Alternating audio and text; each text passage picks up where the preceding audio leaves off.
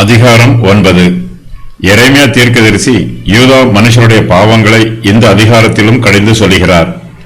அவர்கள் மீது தேவனுடைய நியாயத்தீர்ப்பு வரும் என்று எச்சரிக்கிறார். ஆனாலும் யூதா மனுஷருடைய பாவங்களின் நிமித்தமாயும் அவர்கள் மீது வந்திருக்கும் தேவனுடைய ஆக்கினை தீர்ப்பின் நிமித்தமாயும் எரேமியா தீர்க்கதரிசி மனங்கசந்து அழுகிறார்.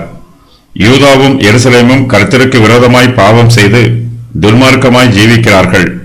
அவர்களுடைய பாவத்தின் விளைவாக யூதா தேசத்தில் பேரழிவு உண்டாயிருக்கிறது.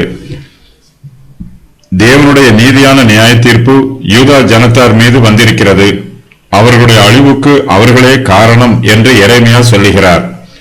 யூதா மனுஷரோடு சேர்ந்து மற்றவர்களும் கூடி வந்து அவர்களுக்காக அழுது புலம்ப வேண்டும் என்று எரேமியா அழைக்கிறார். யூதாவின் மனுஷர் தங்கள் சுய பலத்தையும் சுய ஞானத்தையும் நம்புவது மதியீனமான காரியம். கர்த்தருடைய உதவியும் ஒத்தாசையும் இல்லாமல் அவர்களால் ஒன்றும் செய்ய முடியாது.